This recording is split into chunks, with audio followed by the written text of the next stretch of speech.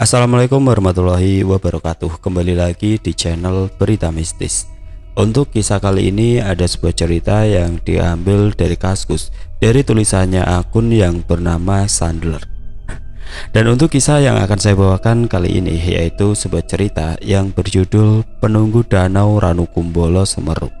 Sebelum kita masuk ke ceritanya, tekan dulu tombol like video ini dan jangan lupa tekan juga tombol subscribe channel ini dan nyalakan juga lonceng notifikasinya agar tidak ketinggalan cerita-cerita baru dari channel ini. Dan bagi teman-teman yang ingin membaca langsung ceritanya, nanti silakan saja kunjungi linknya yang nanti akan saya sertakan di kolom deskripsi.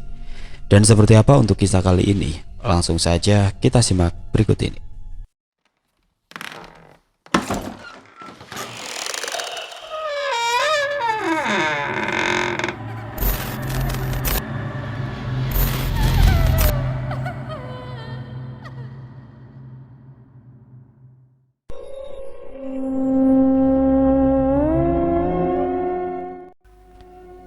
Malam pertama. "Kakak, bajunya udah dimasukin semua?" tanya ibu dari lantai bawah. "Udah kok mah," sautku. "Cepetan, nanti malah ketinggalan bisnya," ujarnya. "Iya mah, ini udah selesai kok," sautku. Aku sekarang sedang merapikan beberapa pakaian dan juga peralatan yang akan aku pakai untuk camping sekolah. Waktu keberangkatan adalah pukul 9, sedangkan sekarang sudah pukul 8 dan aku masih sibuk memilih-milih baju. Bukan karena aku ingin diperhatikan, karena aku orangnya tidak tahan dingin. Jadi aku berpikir lebih baik untuk menggunakan pakaian tebal. Namun di satu sisi, aku juga tidak tahan panas. Aku kembali melepaskan pakaian tebalku. Inilah karakterku, begitu repot dan suka overthinking. Padahal aku hanya perlu memakai jaket, dan jika suhu di dalam bis tidak dingin, aku hanya perlu melepasnya. Tidak hanya itu, rambutku yang panjang pun juga menjadi sumber masalah untukku. Jika aku ikat, maka rambutku akan kusut, dan jika tidak aku ikat, aku akan kepanasan. Namun jika aku potong pendek, aku malah tidak menyukainya. Terkadang aku suka merasa kesal terhadap diriku yang suka berlebihan berpikir. Perkenalkan, namaku adalah Rizka. Sekarang aku duduk di kelas 2 SMA. Kini aku sedang berlari menuju sekolah. Dengan tas yang cukup berat aku gemblok. Dengan nafas begitu kembang kempis, aku paksakan kakiku untuk tetap berlari. "Aduh, kebiasaan banget kamu, Riz," ujar Hendra. Ia adalah ketua kelasku. Iya maaf Hen, bangku aku di mana?" tanyaku dengan nafas Senin Kamis. "Itu sama Tian, di belakang," ujar Hendra sembari menunjuk. Kok sama Tian sih? Nanti kalau dia kesurupan lagi gimana?" ujarku. "Ya kamu doain biar sembuh. Ya udah sana, udah telat masih saja bawel. Heran," celetuk Hendra kesal. Tian adalah seorang pria yang begitu pendiam di kelasku. Banyak murid di kelas yang menjauhinya karena banyak murid kelasku yang takut kepadanya. Bukan karena dia sok jagoan atau apapun itu. Selama hampir 2 tahun dia bersekolah di sini, dia sudah kesurupan hampir 5 kali. Sedangkan aku tidak membencinya. Terkadang aku juga merasa kasihan kepadanya karena dia selalu sendirian di kelas. Bahkan ketika ada tugas kelompok, dia selalu seperti diasingkan. Namun apa daya, aku yang juga takut terhadapnya memilih untuk ikut menjauhinya. Aku dengan terpaksa menghampiri bangku di mana Tian berada. Karena seluruh bangku sudah terisi penuh, aku pun menaruh tasku di atas dan duduk di sampingnya. Aku mendapat ledekan dari teman kelasku yang lain karena duduk di sampingnya. Aku hanya bisa menghela nafas, menahan rasa sebel atas ledekan mereka. Sedangkan Tian, dia seperti sudah terbiasa akan hal itu. Ia hanya membaca buku tanpa menghiraukan yang lain. "Anak-anak, tolong perhatikan ya. Perjalanan menuju Taman Nasional Bromo Tengger Semeru akan segera dilaksanakan. Mohon doanya agar perjalanan kita bisa selamat sampai tujuan," ujar Bu Elis, wali kelas kami menggunakan mic di samping sopir. Dengan 3 bis yang masing-masing berisi 28-30 orang, kami berangkat menuju Semeru dengan penuh semangat. Tanpa tahu apa yang akan terjadi kepada kami nanti, Jika saja aku tahu apa yang akan menimpa kami di sana, aku akan menghentikan perjalanan ini apapun resikonya. Sekitar 23 jam kemudian, kami akhirnya sampai di sebuah restoran di dekat Gunung Bromo, sekedar mengistirahatkan badan sejenak dari panjangnya perjalanan sebelumnya. Kini aku sedang duduk di meja makan bersama Indri, Dewi, dan Geri. Kami sedang menyantap makanan yang sudah disediakan oleh pihak sekolah. Tadi gimana rasanya berduaan sama Tian? Ledek Geri. Gak apa-apa sih, dia juga diam doang sepanjang perjalanan. Malah enak, jadi bisa tidur tenang, jawabku. Yang tidur sama pangerannya, ujar Dewi dengan nada meledek. Bodoh amat, sautku. Sekitar 1 jam lebih kami beristirahat di restoran. Kami mulai mempersiapkan bawaan kami dan akan mulai mendaki Gunung Semeru. Karena kami semua akan mendirikan camp di pinggir Danau Ranu Kumbolo dan akan menginap 3 malam di sana.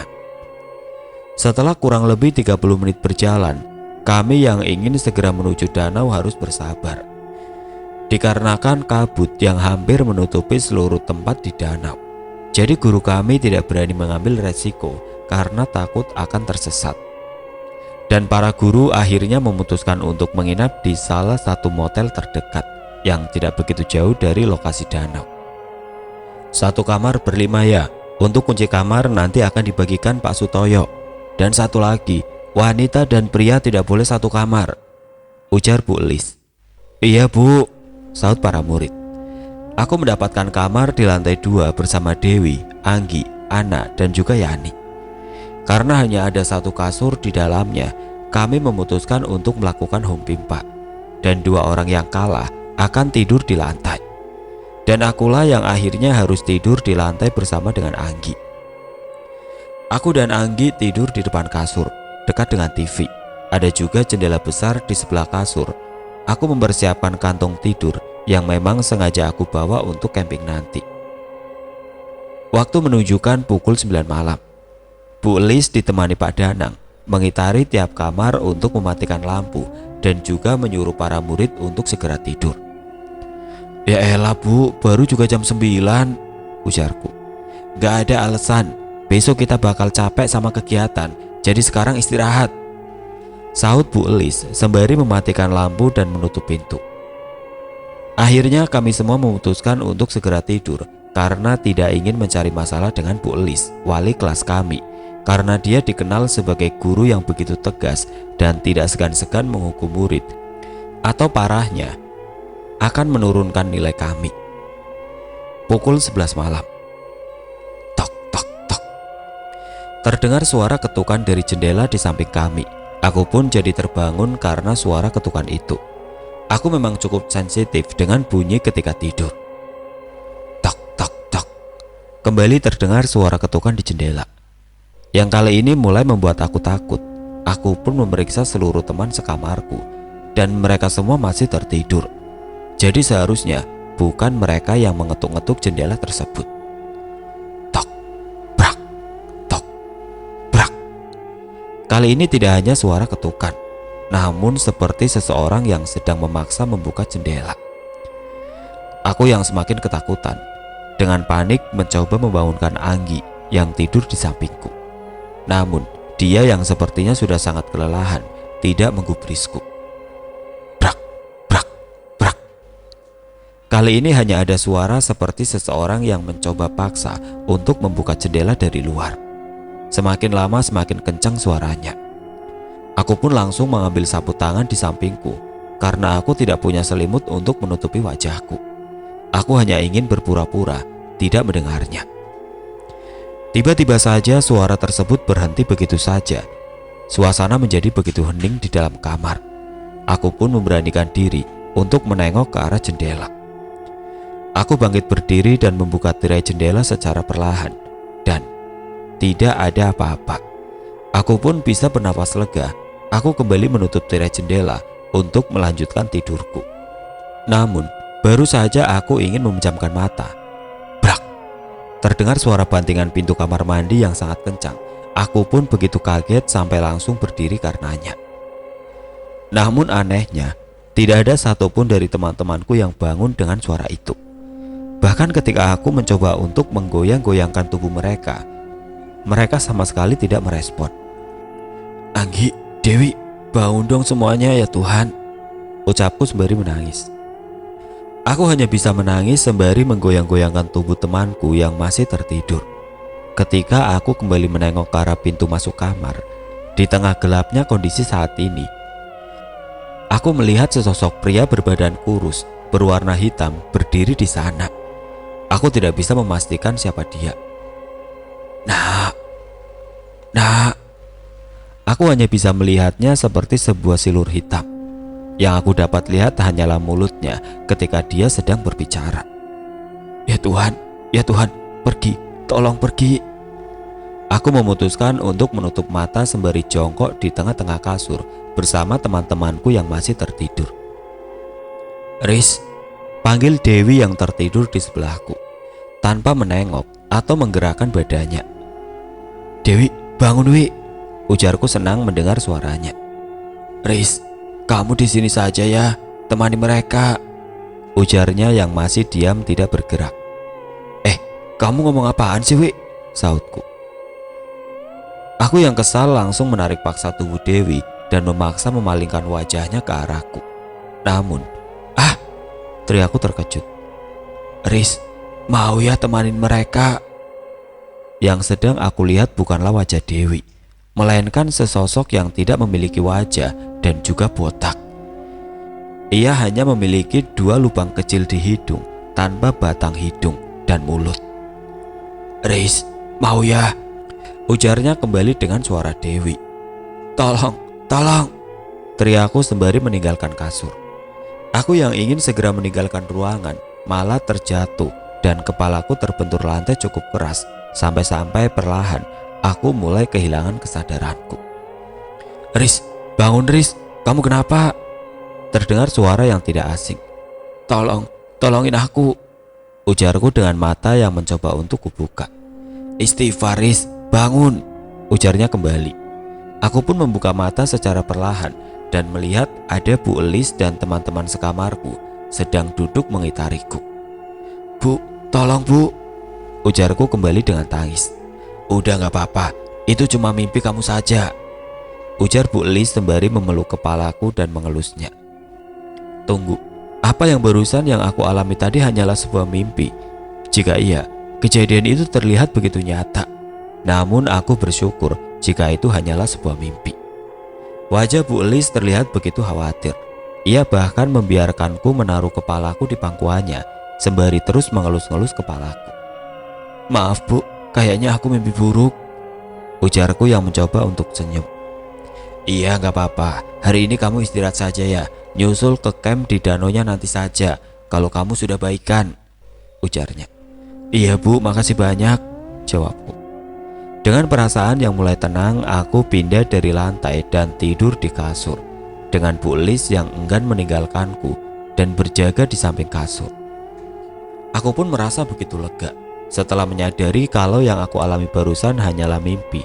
Namun, Iris, tiba-tiba saja makhluk tanpa wajah itu kembali muncul tepat di depanku. Riz, bangun Riz, ucap seorang wanita sembari menampar-nampar pipiku. Wih, sautku lemah sembari membuka mata. Kamu mimpi buruk ya? Teriak-teriak padahal masih tidur, tanya Dewi. Aku kembali mencoba membaca situasi. Apa di pertemuan kedua tadi aku masih bermimpi? Aku seperti sedang bermimpi dalam mimpi. Aku yang tidak ingin dicap aneh memilih untuk menarik nafas panjang, sekedar untuk menenangkan pikiran. Gak apa-apa Wi, biasalah, aku kayak gini kalau mau dapat, ujarku dengan tawa kecil. Ada-ada saja, bikin khawatir. Bu Elis lagi OTW kesini, saut Anggi. Lah, aku gak apa-apa kok, gak usah manggil Bu Elis, ujarku. Udah terlanjur, ya udah, kamu istirahat lagi aja, ucap Dewi sembari memberiku segelas air putih. Tidak lama kemudian benar saja Bu Elis dengan wajah semrawut masuk ke kamar kami dan memeriksa keadaanku. Aku yang tidak ingin membuat kehebohan lebih dari ini, mencoba untuk menenangkan suasana dan menyuruh mereka untuk tidak perlu khawatir. Aku memeriksa jam di ponsel. Waktu sudah menunjukkan pukul 6 pagi. Dan ketika aku ingin kembali menaruh ponselku, tiba-tiba saja aku malah menjatuhkannya. Ternyata tanpa kusadari, tanganku masih gemeteran karena mimpi tadi. Aku pun buru-buru menutupi tanganku dengan kantung tidur agar tidak ada yang menyadarinya. Riz, lain kali kalau kamu gak bisa tidur di lantai bilang saja ya, sahut Yani dengan nada sebal. Gak apa-apa kok Yan, bukan karena tidur di lantai, jawabku. Gak usah bohong, anak orang kaya seperti kamu mana pernah tidur di lantai sebelumnya. Sekalinya tidur di lantai langsung mimpi buruk, ujar Yani yang langsung meninggalkan kamar. Sabar Riz, gak usah dimasukin ke hati ya, ucap Anggi dan juga Dewi. Oh iya, tenang aja, jawabku. Entah apa alasannya, semenjak aku mengenal Yani, dia selalu begitu jutek saat berbicara denganku. Dia seperti membenciku, walaupun aku tidak tahu apa yang sebenarnya membuat dia seperti itu. Kami melanjutkan perjalanan ke Danau Ranu Kumbolo yang tidak begitu jauh, dan sekitar 15 menit berjalan, kami pun sampai di danau tersebut. Kami langsung disuguhkan oleh pemandangan yang sungguh menyita perhatianku. Dengan pemandangan dua bukit di belakangnya, dan matahari sedang berada tepat di antara keduanya. Aku seolah dapat melupakan apa yang terjadi semalam. Lalu para guru membagi kami menjadi beberapa kelompok. Satu kelompok akan diisi oleh 4 murid. Karena jumlah murid perempuan dan murid pria hampir sama, maka setiap kelompok akan berisi 2 wanita dan 2 pria. Aku satu kelompok dengan Anggi, Geri dan Tian. Ya, lagi-lagi aku diharuskan bersama dengan Tian. Entah mengapa semenjak perjalanan ini, aku merasa nasib buruk selalu menimpa aku. Bukan berarti aku membenci Tian, namun hanya saja ketika aku melihatnya, seperti mengingatkanku tentang mimpi buruk semalam. Dari 3 kelas yang ikut, kami dibagi menjadi 21 kelompok. Dan 21 kelompok tersebut dibagi lagi menjadi 3 kubu. Kubu pertama akan mendirikan tenda dan juga membereskan tenda setelahnya. Kubu kedua akan bertanggung jawab atas makanan dan minuman.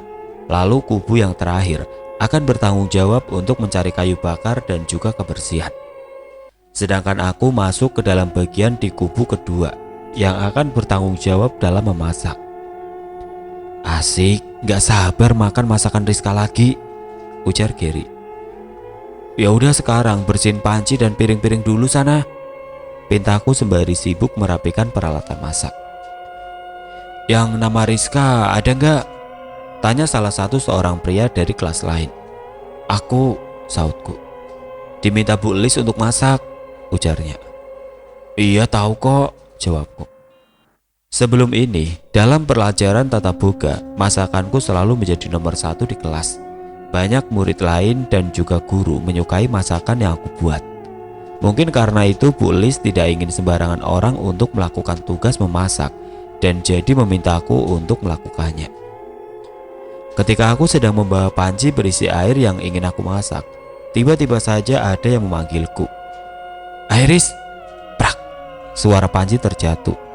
Riz, kamu gak apa-apa? Tanya seorang pria. Gak apa-apa kok, sautku yang menumpahkan air yang sedang ingin kami masak. Maaf ya buat kamu kaget, ujarnya sembari membantuku berdiri. Entah mengapa, sapaan tersebut telah membuat aku trauma. Bahkan tanganku kembali gemeteran dibuatnya. Riz, kamu gak apa-apa? Tangan kamu gemeteran, ujar murid pria yang masih tidak aku kenal namanya. Gak apa-apa kok, mungkin karena kedinginan, karena habis ambil air tadi, jawabku dengan senyum. Oh ya, kenalin, aku Dodi dari kelas 3B, ucapnya dengan wajah sedikit memerah. Oh iya, salam kenal Dot. Kamu juga dapat tugas masak? Tanyaku. Enggak, tugas kelompokku untuk ngumpulin kayu bakar. Tadi kebetulan ngelihat kamu jadi pengen nyapa aja, ucapnya. Oke, ya udah aku mau ambil air lagi deh, Sia, jawabku. Aku aja yang ambilin, kan aku yang ngagetin kamu tadi, ujarnya dengan senyum. Nggak usah, nggak apa-apa kok, kan aku yang jatuhin, jawabku. Udah tenang, yang berat-berat tugas cowok, kamu tunggu di sini saja, ujarnya sembari mengambil panci yang aku pegang. Aku pun akhirnya mengiyakan permintaannya dan hanya menunggunya di dekat perapian yang akan kami jadikan kompor untuk memasak. Oh ya, di sekitaran danau selain kami juga ada beberapa orang yang sedang camping, namun tidak begitu banyak, hanya sekitar 4 tenda. Setelah Dodi mengambilkan air, ia langsung pergi kembali ke dalam kelompoknya. Aku pun melanjutkan kegiatan memasak. Malam harinya sekitar pukul 7 malam, perut kami sudah terisi penuh. Aku yang kelelahan karena baru kali ini memasak untuk banyak sekali orang sekaligus, hanya duduk di dekat api unggun. Mau? Tanya Tian sembari memberikan segelas coklat panas. Iya, makasih, sautku kaget. Tian duduk di sebelahku setelah memberikanku segelas coklat panas. Aku cukup terkejut karena sebelumnya dia tidak pernah berbicara kepada aku, apalagi memberikanku segelas coklat hangat. Ayamnya enak, ujarnya dengan wajah datar. Ya bagus kalau gitu, sautku dengan senyum. Aku yang bingung harus berbicara apa lagi, memilih untuk diam. Terlihat Tian seperti ingin mengatakan sesuatu kepadaku, namun ia seperti ragu untuk mengatakannya. Ada yang mau diomongin, Yan? Tanyaku. Gak apa-apa, yaudah aku mau ke tenda dulu, ujarnya dengan grogi. Aku bertanya-tanya dalam hati mengenai gelagatnya yang cukup mencurigakan. Seperti dia tidak berani mengatakan sesuatu kepadaku. Biasanya aku akan mengabaikannya, namun untuk kali ini aku memiliki firasat kalau hal yang ingin Tian sampaikan adalah hal penting. Jadi aku mengikutinya ke dalam tenda dan langsung menutup tenda dan hanya tersisa kami berdua. Terlihat Tian pun begitu terkejut melihat kelakuanku. Ayo sekarang ngomong, ada apa? Tanyaku sembari mendekatkan wajah. Gak apa-apa kok, gak penting-penting amat, ucapnya sembari membuang muka. Ngomong aja sih, gak akan aku apa-apain, ujarku yang semakin mendekatkan wajahku. Gimana yang ngomongnya? Sautnya grogi. Ngomong sekarang, tanyaku kembali. Ada yang merhatiin kamu dari semenjak kita mendaki, ujarnya. Maksudnya apa? Siapa yang merhatiin aku? Tanyaku. Penghuni danau ini, ujarnya terbata. Aku yang mengerti maksudnya langsung tertegun diam dan tidak bisa berbicara. Namun aku mencoba untuk menepis pikiran-pikiran buruk yang sedang menyelimuti pikiranku saat ini. Ada-ada saja kamu, Yan. Mana ada yang kayak gitu, ujarku. Aku memiliki kelebihan biasa merasakan dan melihat makhluk astral, dan aku gak bercanda. Semenjak kita mendaki ke Gunung Semeru ini, ada makhluk yang berasal dari ujarnya terhenti. Aku sontak menutup mulutnya dengan kedua tanganku. Aku tidak ingin mendengar penjelasannya lebih jauh. Aku terlalu takut untuk mendengar kelanjutannya, seperti seorang pasien yang terlalu takut untuk mendengar hasil pemeriksaan dari dokter. Cukup, aku mau balik ke api unggun aja, ujarku yang langsung pergi meninggalkan Tian. Tanganku kembali bergetar hebat, walaupun aku hanya mendengar setengah dari cerita Tian. Aku sekarang menjadi was-was sembari menengok ke segala arah. Riz, seseorang menepuk punggungku sembari memanggil namaku. Aku yang sedang dalam keadaan was-was dan takut menjadi begitu sensitif. Riz, ini aku Dodi, kamu gak apa-apa? Dari tadi aku perhatiin, kamu kayak lagi takut akan sesuatu, ujar Dodi. Maaf Dot, gak apa-apa kok, beneran, sautku. Setelah mengatakan bahwa aku baik-baik saja, aku segera meninggalkannya. Terlihat wajah curiga bercampur khawatir dari Dodi, namun aku tidak mengindahkannya dan melanjutkan perjalanan ke api unggun karena di sana banyak sekali murid dan guru sedang menghangatkan badan. Aku duduk diam sembari sesekali berbicara dengan temanku, dan Dodi juga ikut menyusul dan duduk di sampingku. Sampai tidak terasa waktu sudah menunjukkan pukul 9.30 malam.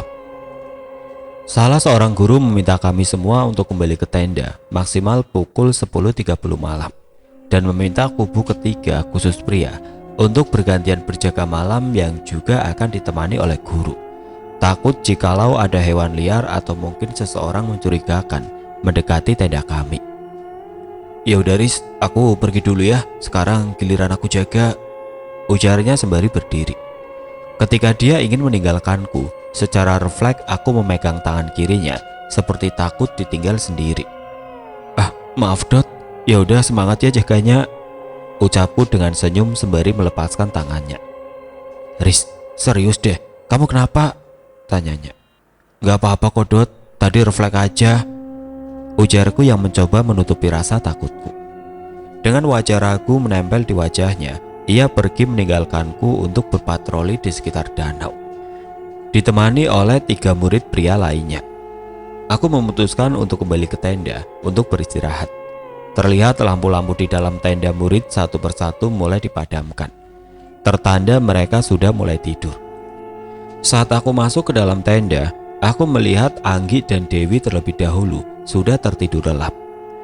Aku pun mengambil kantong tidur dari dalam tas untuk kupakai.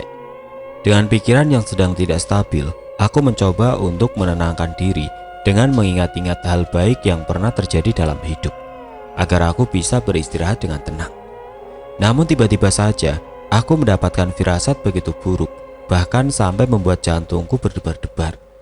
Aku memaksakan memejamkan mata, sampai akhirnya aku terlelap tidur. Pagi harinya sekitar pukul 6 pagi. Terdengar suara seperti gong dari luar tenda, sampai-sampai membuat aku, Anggi, dan Dewi terbangun. Suara apa sih itu? Tanyaku. Gak tahu, emang sekolah kita bawa gong ya? Tanya Anggi. Setahu aku enggak deh, ujar Dewi. Lalu kami bertiga keluar dari tenda dan aku dikejutkan dengan pemandangan yang kami lihat. Seluruh tempat di danau ini ditutupi oleh kabut, bahkan jarak pandangku paling jauh sekitar 10 meter. Aku juga melihat beberapa murid ikut keluar dari tenda dengan tanda tanya di wajah mereka. Apakah kabut yang kemarin turun, hari ini turun kembali? Di tengah-tengah rasa kebingungan kami, tiba-tiba Bu Elis berlari sembari berteriak menghampiri kami. Perhatian, perhatian! Bu Elis dengan nafas begitu terengah-engah menghampiri tenda kami dan meminta kami mengikutinya ke tempat bekas kami membakar api unggun kemarin. Kami berjalan perlahan dengan kabut tebal yang masih menghalangi pandanganku. Ketika kami sampai di tempat berkumpul, aku melihat Tian, Yuni, Gary, dan juga beberapa teman kelasku sudah terlebih dahulu sampai. Ketika kami saling bertanya apa yang terjadi, Bu Elis dan Pak Yanto menepuk-nepuk tangan mereka dan meminta perhatian kepada kami semua. Anak-anak, ada yang ingin saya sampaikan, tapi mohon jangan panik dan tetap tenang, ujar Bu Elis sembari menelan ludah. 3 murid yang berpatroli semalam ditemukan tewas di pinggir danau, ujar Pak Yanto langsung mengagetkan kami semua. Dodi, apakah Dodi meninggal? Tidak mungkin. Tapi dia salah satu dari 3 orang yang melakukan patroli semalam. Terlihat para guru sedang saling mengobrol. Tampak jelas wajah kepanikan dari mereka. Salah satu guru sedang memegangi handphonenya sembari mengangkatnya tinggi-tinggi, seperti sedang mencari sinyal. Aku langsung mengeluarkan ponselku dan benar saja, ponselku tidak memiliki sinyal sama sekali. Aku pun menanyakan ke murid lainnya dan hasilnya pun sama. Handphone mereka juga tidak mendapatkan sinyal. Lalu aku melihat ada 3 mayat sedang ditandu oleh beberapa murid untuk dimasukkan ke tenda paling besar dengan tujuan akan dikuburkan sepulang nanti. Aku yang penasaran dan begitu gelisah tentang nasib Dodi langsung menghampiri murid yang menggotong mayat tersebut dan bertanya. Dodi, apa salah satu dari mereka itu Dodi? Tanyaku dengan panik. Riz, tiba-tiba saja seseorang menepuk belakangku dan ketika aku lihat Dodi, aku langsung refleks dengan memeluknya. Riz, kamu gak apa-apa? Tanya Dodi dengan wajah memerah. Maaf, aku kira kamu termasuk dalam 3 orang yang meninggal semalam, ujarku. Semalam karena perutku sakit, jadi aku disuruh untuk buang air besar dan digantikan oleh murid lainnya. Dan ketika aku kembali, aku tidak dapat menemukan mereka. Dan pas saat fajar, aku menemukan 3 mayat yang ternyata itu teman-teman yang menjaga semalam, ucapnya dengan tenang. Oh, oke deh, ya udah aku balik ke kelas aku, ujarku. Aku yang ingin memeriksa ketiga mayat tadi mengurungkan niatku karena ternyata Dodi bukanlah salah satu dari mereka. Itu membuat aku cukup lega, tapi aku sedikit dibuat bingung melihat sikap tenang Dodi saat dia menceritakan bahwa dia yang pertama kali menemukan ketiga mayat teman-temannya itu. Ketika aku kembali ke teman-teman kelasku, aku melihat Bu Elis sedang sibuk memeriksa HP setiap murid satu persatu. Dan setelah aku tanyakan ke Dewi, ternyata Bu Elis sedang memeriksa siapa tahu di antara HP murid ada yang masih memiliki sinyal. Karena kami tidak mungkin dapat turun dalam keadaan kabut yang masih begitu tebal ini dan memilih untuk memanggil bantuan. Namun setelah Bu Elis selesai memeriksa HP setiap murid, hasilnya nihil. Tidak ada satupun dari HP kami yang memiliki sinyal. Setelah perdebatan panjang antara guru dan masing-masing ketua kelompok, mereka memutuskan akan mengirim salah satu guru pria dan 4 pria lainnya untuk turun dari gunung dan memanggil bantuan. Sedangkan murid lain harus menunggu di tenda masing-masing dan tidak boleh keluar tenda terkecuali karena masalah mendesak. Waktu menunjukkan pukul 11 siang, namun kabut tidak kunjung hilang. Malah ketika aku memeriksanya barusan, kabut kian tebal dan jarak pandang juga semakin pendek. Aku bahkan tidak bisa lagi melihat tenda terdekat dariku. Aku, Anggi dan Dewi hanya bisa diam di dalam tenda. Kami mencoba untuk mengusir rasa takut kami dengan beberapa lelucon receh yang Anggi lontarkan. "Ah!" Terdengar teriakan seorang wanita dari arah hutan. Kami bertiga yang kaget pun keluar tenda untuk melihat suara siapa itu. Namun sekali lagi, karena kabut yang begitu tebal, kami terpaksa mengurungkan niat kami dan memutuskan untuk tetap di dalam tenda dengan rasa takut yang makin menggerogoti pikiran. "Dengar Riz, kita bertiga pokoknya harus bareng terus ya," ujar Anggi. Iya Anggi," jawab Dewi. Waktu terasa begitu lama bergulir, sampai 1 jam kemudian kami bertiga hanya berdiam diri di dalam tenda. Belum juga ada pengumuman selanjutnya dari guru. "Ah!" Terdengar kembali teriakan dari luar tenda. Kali ini suara pria. "Aku takut," ujar Dewi sembari menutup kuping. Aku dan Anggi pun lekas memeluk Dewi yang terlihat begitu ketakutan dan bahkan hampir menangis karenanya. "Kira-kira suara apa itu, Nggi?" tanyaku. "Gak tahu Riz, suaranya berasal agak jauh, seharusnya dari luar camp," jawab Anggi. "Berarti sama seperti suara teriakan wanita tadi yang juga berasal dari luar camp," sautku. Anggi mengambil termosnya dari dalam tas, lalu ia menuangkan coklat panas untuk diberikan kepada Dewi, sekedar untuk memberinya ketenangan lebih. Kita gak bakalan mati kan?" ujar Dewi. "Us, jangan ngomong gitu ah, kita bakal baik-baik aja kok, ya gak Riz?" ujar Anggi. "Iya Wi, kita hanya perlu sabar nunggu kabar dari rombongan yang udah turun untuk manggil bantuan sebelumnya," ucapku. Itu pun kalau mereka berhasil sampai ke bawah. Bagaimana kalau suara teriakan tadi dari mereka?" ucap Dewi. "Us, udah, kamu tidur aja Wi, biar kamu tenang dan gak mikir aneh-aneh ya," ujar Anggi. Dewi mau menuruti saran dari Anggi dan memilih mencoba untuk tidur dengan kantung tidurnya, sedangkan aku dan Anggi tetap berjaga di dalam tenda. Beberapa saat kemudian Bu Elis masuk ke tenda kami. "Ayo keluar sebentar." Namun ia terlihat berbeda dari sebelumnya. Ia tidak memakai jaket dan hanya mengenakan kaos putih oblong.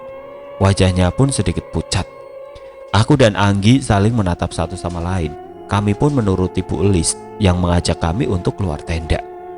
Sebelum keluar, aku yang ingin membangunkan Dewi dihentikan oleh Bu Elis. Ia mengatakan untuk tidak perlu membangunkan Dewi dan membiarkannya tetap beristirahat. Aku pun mengiyakan permintaannya. Setelah keluar tenda, aku dan Anggi hanya mengikuti Bu Elis berjalan. Karena kabut yang begitu tebal, jarak pandangan kami hanya sekitar 5-8 meter ke depan. Aku melihat beberapa tenda tertutup rapat, dan ada juga yang terlihat kosong dengan isi yang berantakan. Namun aku mencoba untuk tetap berpikir positif terhadap tenda yang isinya berantakan tersebut. "Bu, masih jauh," ujarku sedikit lelah. Bu Elis hanya diam tanpa menjawab pertanyaanku. Ia tetap berjalan seperti tidak ingin menggubris kami. Dan beberapa saat kemudian, "Ah, tolong!" Teriakan seorang wanita yang suaranya tidak asing di telingaku. Aku dan Anggi pun langsung terfokus ke arah suaranya. Itu teriakan Dewi, ujar Anggi panik. Ayo kita balik lagi ke tenda, Nggi, ujarku. Bu, ayo Ki, ucap Anggi terpotong. Ketika kami menoleh kembali ke arah Bu Elis, tiba-tiba saja dia sudah menghilang. Riz, Bu Elis kemana? Ujar Anggi takut. Aku menarik nafas dan sebisa mungkin tetap berpikir positif, karena di saat-saat seperti ini, pikiran negatif hanya akan merugikanku. Mungkin dia sudah duluan, Gi. Lebih baik sekarang kita balik ke tenda dan memeriksa Dewi, ujarku sembari menarik tangan Anggi. Anggi pun menganggukkan kepala dan mengikutiku untuk kembali ke tenda. Kami saling berpegangan tangan karena tidak ingin berpisah satu sama lain. Kami berjalan perlahan menembus tebalnya kabut dengan mengikuti tenda-tenda murid lain yang sebelumnya kami lewati tadi saat mengikuti Bu Elis. Sampai akhirnya kami tiba di depan tenda kami. Terlihat tenda kami tertutup rapat, berharap bahwa Dewilah yang menutupnya. Lalu aku perlahan membuka resleting tenda dari atas ke bawah dan ya Allah, teriak Anggi sampai membuatnya duduk tersungkur setelah melihat ke dalam tenda. Aku yang juga melihat apa yang Anggi lihat. Saking terkejutnya, aku masih diam dengan mata melotot. Riz, ujar Anggi yang langsung memelukku. Aku pun yang masih begitu shock hanya bisa diam melihat keadaan tragis Dewi di dalam tenda. Terlihat Dewi dalam posisi tertidur tengkurap dengan kondisi kepalanya terputar ke belakang menatap ke atas. Matanya berwarna putih melotot dengan lidah menjulur keluar. Riz, ujar seorang pria menepukku dari belakang. Setelah perlahan menengok ke arah belakang, ternyata itu adalah Tian yang terlihat begitu berkeringat dengan nafas terengah-engah. Yan, Dewi kenapa? Ujarku lemas yang masih belum bisa menerima keadaan Dewi. Tian yang terlihat terburu-buru, ia langsung menarik tanganku dan juga Anggi untuk berdiri. Aku bakal jelasin nanti, untuk sekarang ikutin aku, ujar Tian. Dengan tatapan kosong dan Anggi yang masih memelukku begitu erat, kami berjalan mengikuti Tian. Di pertengahan jalan, tiba-tiba saja air mataku terjatuh begitu saja. Seperti otakku yang masih dalam proses untuk mencerna apakah ini kenyataan atau hanya sebuah mimpi. Kalau kalian ngelihat apapun, pura-pura saja nggak lihat dan tetap berjalan, ujar Tian. Namun aku yang masih dalam kondisi bingung dan shock tidak dapat merespon ucapan Tian. Lalu melihat aku yang tidak merespon ucapannya, Tian berhenti lalu menghadap ke arahku. Pak! Tampar Tian tepat di wajahku. Lalu ia memegang kedua pundakku dengan kedua tangannya. Ia menatapku dengan tajam. Rizka, sadar, ini bukan saatnya kamu shock. Kamu harus tenang, karena bukan hanya kamu aja yang ngalamin, ujar Tian dengan nada tinggi. Aku yang ditampar oleh Tian langsung saja menyadari bahwa ini bukanlah mimpi, tapi kenyataan yang harus aku hadapi. Aku pun langsung terduduk sembari menangis kencang. Anggi dengan kondisinya yang hanya sedikit lebih baik dariku mencoba untuk menenangkanku dengan menepuk-nepuk punggungku. Riz, tenangin diri kamu. Kamu harus ikut aku dulu sekarang, ucap Tian sembari mengusap air mataku dengan sapu tangannya. Ia dan Anggi pun membantuku berdiri untuk tetap melanjutkan perjalanan. Dalam perjalanan mengikuti Tian, aku melihat punggungnya dan aku tiba-tiba saja berpikir, mengapa Tian yang aku kenal selama ini bisa begitu tangguh seperti ini? Padahal dia di kelas hanya diam dan selalu menjadi korban bulian anak-anak di kelas kami. Namun melihatnya seperti ini, aku seperti melihat sisi lainnya yang berbeda. Kita mau kemana, Yan? Tanya Anggi. Kita akan ke tenda yang sudah aku bangun tadi. Di sana lebih aman, ujar Tian. Apa kau mengingat jalan kembali ke sana dengan kabut setebal ini? Tanya Anggi kembali sembari merangkulku. Tenang saja, ketika aku menghampiri kalian, aku meninggalkan potongan-potongan ranting untuk aku jadikan arah ketika aku ingin kembali, jawab Tian. Di tengah perjalanan aku melihat ada seorang murid dalam keadaan tengkurap di depan kami. Yan, itu kenapa? Bantu dulu, ujarku sembari menunjuk. Tian pun menengok ke arahku, lalu ia menggeleng-gelengkan kepalanya. Aku akan menjelaskannya nanti. Untuk sekarang, apapun yang kalian lihat, jangan kalian sentuh atau tegur, apapun itu, ujar Tian dengan wajah serius. Aku dan Anggi hanya bisa menurutinya. Karena dengan keanehan yang telah kami lewati sampai titik ini, lebih baik kami menuruti apa yang Tian katakan. Karena sepertinya ia lebih tahu tentang apa yang sebenarnya terjadi. Sepanjang perjalanan aku beberapa kali melihat murid perempuan atau laki-laki tergeletak di jalan. Aku sekuat tenaga mencoba untuk tidak memperdulikannya dan tetap berjalan. Meskipun air mata yang menetes ini tidak bisa berbohong. Karena beberapa di antara tubuh yang tergeletak tadi, aku mengenali wajah mereka. Cukup lama kami berjalan. Akhirnya kami sampai di tenda hitam dengan ukuran cukup besar. Ini adalah tenda yang kami gunakan sebelumnya. Namun aku mengingat bahwa posisi tenda ini seharusnya bukan di sini sebelumnya. Masuklah, ujar Tian sembari membukakan tenda. Ketika kami masuk ke dalam tenda, terlihat ada sekitar 20 orang berada di dalam tenda tersebut. Dan aku mengenali beberapa dari mereka, seperti Gary, Yani, Wawan, Dina, dan juga Hanif. Kebanyakan adalah pria di dalam sini, dan selain mereka, aku juga mengenali satu orang lainnya. Bu Elis, teriakku memanggilnya. Alhamdulillah kalian gak apa-apa, ujar Bu Elis yang langsung menghampiri kami berdua. Ibu tadi kemana? Kok pergi ninggalin kita? Tanyaku. Lalu Bu Elis dan Tian saling menatap, seolah mereka sudah mengerti apa maksudku. Itu bukan ibu, Riz, ujarnya. Maksud ibu? Tanyaku bingung. Tidak hanya kamu, sepertinya makhluk itu menyamar menyerupai para guru untuk dapat memisahkan kita, ujar Bu Elis. Makhluk itu? Makhluk apa yang ibu maksud? Tanyaku kembali. Makhluk penghuni danau ini, Riz. Danau Ranu Kumbolo, ujar Tian dengan wajah serius.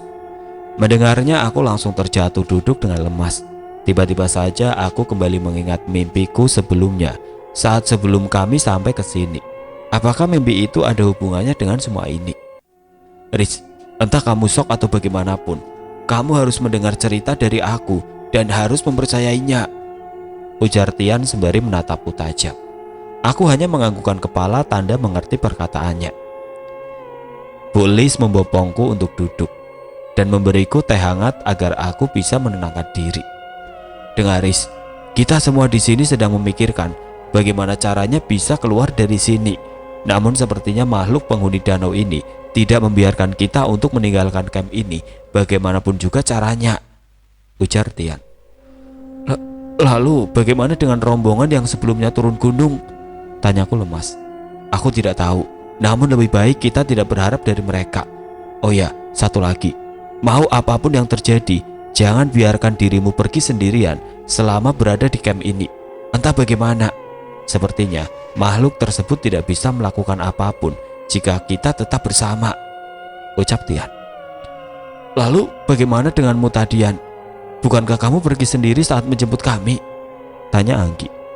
Karena aku berbeda, ujar Tian. Berbeda? Maksudmu? Tanya Anggi. Aku memiliki kemampuan untuk merasakan kehadiran makhluk gaib di sekitarku. Jadi selama aku bisa menghindari makhluk itu, aku bisa pergi kemanapun di camp ini, ujar Tian. Kemampuan? Mungkin seperti indigo ya? Tanya Anggi kembali. Mudahnya seperti itu. Untuk sekarang lebih baik kita memikirkan bagaimana caranya kita bisa keluar dari sini, jawab Tian. Setelah perbincangan panjang dengan Tian dan Bu Elis, aku hanya menghabiskan waktu dengan duduk di pojok tenda bersama Gary dan Anggi. Gary, teman-teman satu tendamu bagaimana? Tanya Anggi. Mereka semua telah mati, ujar Gary. Wajah Gary saat ini tidak diliputi oleh ketakutan, melainkan terpancar amarah tegas di wajahnya. Aku bersumpah akan membalas mereka, makhluk terkutuk itu, ujar Gary sembari mengepalkan tangannya. Gary, tenanglah, kita belum mengetahui makhluk apa itu, dan jikapun kita berhasil mengetahuinya, belum tentu kamu bisa membunuhnya, ucapku. Aku tidak peduli, berani-beraninya mereka menyentuh teman-temanku di saat aku tidak ada. Bagaimanapun caranya, sebelum aku meninggalkan tempat ini, aku pasti akan membunuhnya, ucap Gary dengan mata melotot. Di sekolah kami, Gary adalah anak yang begitu nakal. Ia sering berkelahi jika ada yang menyakiti atau memalak temannya, meskipun itu adalah seniornya sekalipun ataupun murid dari sekolah lain. Dan hebatnya, dari sekian banyak perkelahian yang ia lakukan di sekolah, tidak sekalipun ia pernah dikalahkan. Sampai di titik di mana tidak ada lagi murid yang berani berurusan lagi dengannya di sekolah. Meskipun dia anak yang nakal dan cukup berandalan, dia tidak pernah memalak atau membuli teman-temannya. Bahkan dia akan membela Tian jika teman sekelasku sudah keterlaluan dalam membulinya. "Ger, ikut aku," ajak Tian. "Kemana?" tanya Gary. "Ada yang ingin aku periksa di tenda kelompok 3, ujar Tian. "Biarkan aku ikut," ucapku. "Tidak, Riz, aku tidak ingin membahayakan wanita," ucap Tian yang disetujui Gary. "Lalu memang kenapa kalau aku wanita? Aku hanya ingin bisa berguna," ujarku. "Anak orang kaya dan manja sepertimu hanya akan merepotkan. Lebih baik diam dan tidak usah banyak bicara," ujar Yuni yang tiba-tiba menghampiri kami. "Diam kau, Yun," ujar Anggi kesal membelaku. "Udah Anggi, gak apa-apa, pokoknya aku mau ikut, titik," ucapku menegaskan. "Cih," sahut Yuni dan langsung pergi. Melihat kegigihanku, Gary dan Tian akhirnya mengizinkanku untuk ikut bersama mereka. Anggi sebenarnya juga ingin ikut, namun aku menghentikannya dan mengatakan kepadanya untuk membantu yang di tenda. Dan untung saja Anggi mau mengerti. Walaupun sebenarnya alasanku sebenarnya adalah karena aku tidak ingin terjadi apa-apa terhadapnya. Karena aku tidak tahu apa yang akan kami hadapi di luar sana nanti. Di sepanjang jalan kami merasakan suhu yang semakin dingin. Bahkan hembusan nafasku mulai mengeluarkan uap. "Apa rencanamu, Tian?" tanyaku berjalan di belakangnya. "Aku ingin mencoba menghubungi perguruanku," jawab Tian. "Bagaimana kau melakukannya? Sedangkan tidak ada satupun HP yang dapat menerima sinyal saat ini," sahutku. "Aku tahu itu, tapi untuk sekarang aku tidak bisa mengatakan bagaimana caranya aku menghubungi perguruanku. Karena aku ingin memastikan satu hal lagi," ucap Tian dengan wajah serius. Kami berjalan cukup jauh dari perkemahan kami. Tian menuntun kami berjalan menuju pintu masuk danau. Dan ketika kami sampai, Tian meminta kami untuk berhenti sejenak. "Kenapa, Yan?"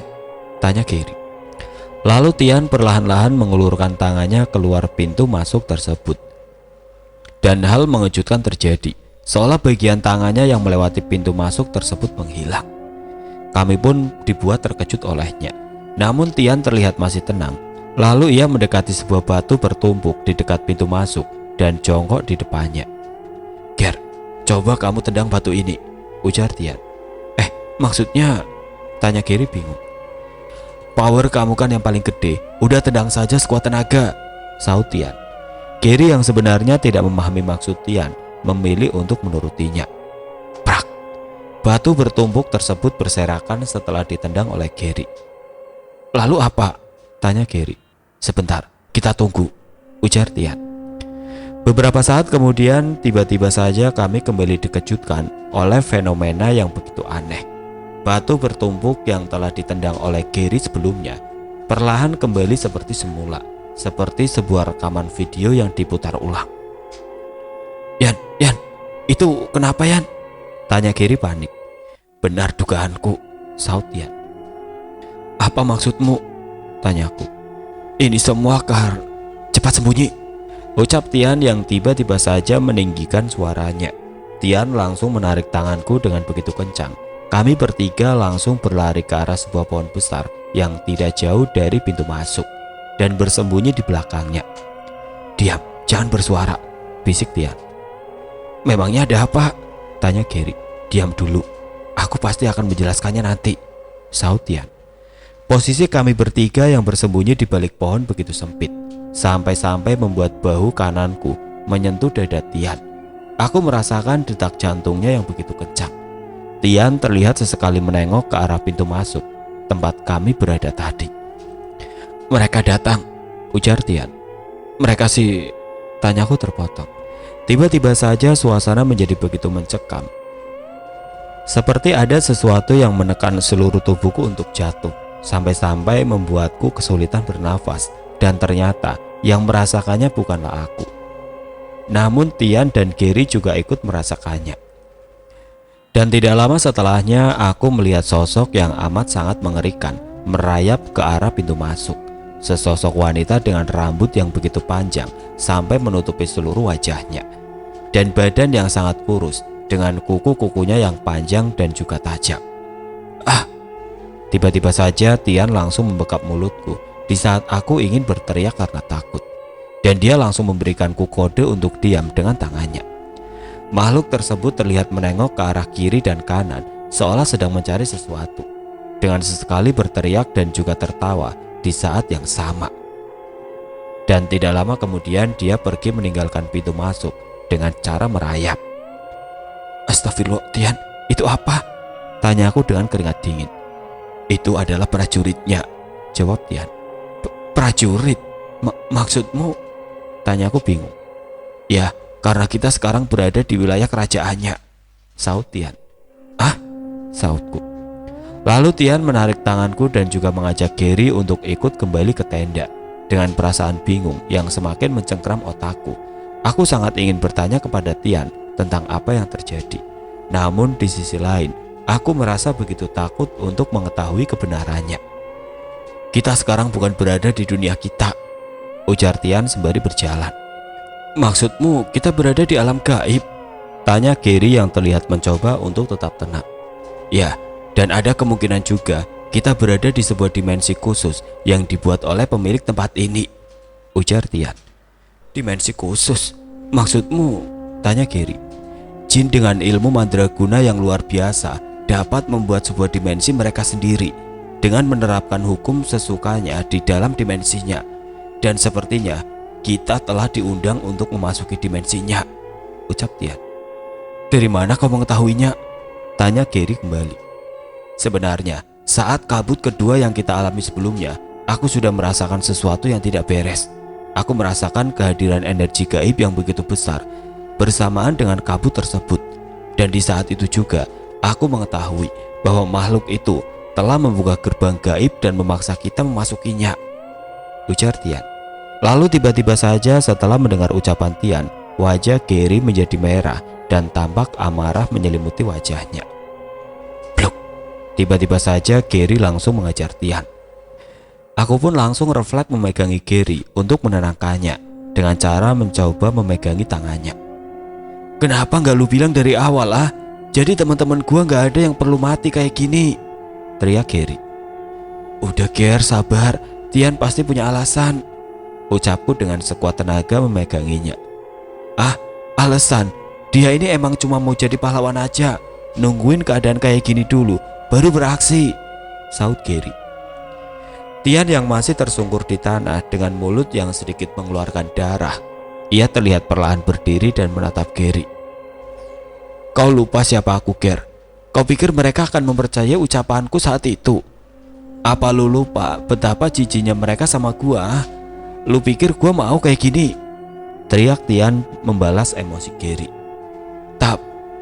Ucapan Gary terhenti. Tapi apa? Pahlawan? Gua sebenarnya juga najis, Ger, buat nolongin mereka. Lu gak tahu rasanya jadi gua yang selalu dibully dan dikucilin setiap hari. Bangsat, teriak Tian. Bak, teriak Tian sembari mengajar wajah Gary. Namun pukulan Tian seperti tidak berarti terhadap Gary, dan Gary pun langsung membalas pukulan Tian, dan terjadilah perkelahian antara mereka. Aku yang mencoba memisahkan mereka malah hampir beberapa kali terkena pukulan, sampai Tian yang sudah jatuh tersungkur langsung ditindih oleh Gary dengan duduk di perutnya. Lu terlalu sibuk nyalahin sekeliling lu, Yan, teriak Gary sembari kembali mengajar Tian. Ah, jadi lu nyalahin gua atas semua perlakuan mereka ke gua ah? Saut Tian. Lu gak mikir kalau lu sendiri yang terlalu nyaman di posisi itu tanpa mau ngerubah keadaan di sekeliling lu? Gua Yan, gua selalu nunggu lu buat datengin gua. Tapi apa? Lu selalu nerima perlakuan mereka tanpa mencoba sekalipun untuk keluar dari zona lu, saut Gary. Ketika Gary mengangkat tangannya dan ingin memukul Tian, bak, secara tidak sengaja sikunya menghantam wajahku yang sedang berada di sebelah mereka. Aku pun langsung jatuh. Riz, ujar Gary. Gary pun langsung berdiri dan menghampiriku yang sedang kesakitan karena sikunya. Cukup, kita lagi keadaannya kayak gini. Kenapa malah kalian berantem kayak anak kecil? Teriakku sembari menangis. Gary dan Tian pun menjadi diam seribu bahasa. Mereka berdua hanya menundukkan kepala sembari sesekali menengok untuk sekedar ingin memeriksa luka di wajahku. Gary dulu, ucap Tian terpotong. Bawel, cukup, atau aku makin kejer lagi nangisnya. Teriakku mengancam mereka. Lalu Gary dan Tian saling menatap satu sama lain, seperti menyadari bahwa apa yang baru saja mereka lakukan adalah tindakan yang bodoh. Lalu Tian tertawa. Mendengar tawa Tian yang belum pernah kami lihat sebelumnya membuat kami aneh. Tian, please stop, jangan ketawa, saut Gary. Kenapa? Tanya Tian. Aneh, saut Gary dengan tawa besar. Mereka berdua pun terlihat sedang menikmati momen. Mereka meledek satu sama lain, seperti perkelahian mereka sebelumnya tidak pernah terjadi. Atau malah perkelahian tadi seperti sebuah gerbang untuk Tian agar mau keluar dari zona yang selama ini membelenggunya. Dasar cowok, gumamku dengan senyum. Lalu kami bertiga kembali berdiri dan melanjutkan perjalanan. Walaupun masih tampak sesekali perasaan bersalah mereka, yang sampai membuat pipi kiriku sedikit bengkak karena sikutan dari Gary tadi. Meskipun aku sudah meminta mereka untuk tidak perlu mengkhawatirkannya. Ada kemungkinan, ujar Tian.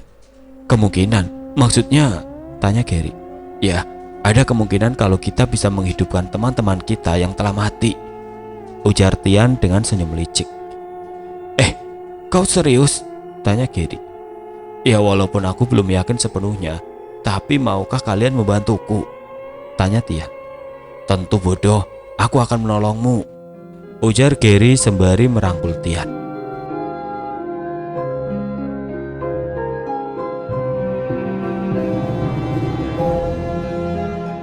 Oke teman-teman, sampai di sini dulu ceritanya. Nantikan kelanjutan kisah ini di video berikutnya. Agar tidak ketinggalan, klik tombol subscribe channel ini dan nyalakan lonceng notifikasinya. Wassalamualaikum warahmatullahi wabarakatuh.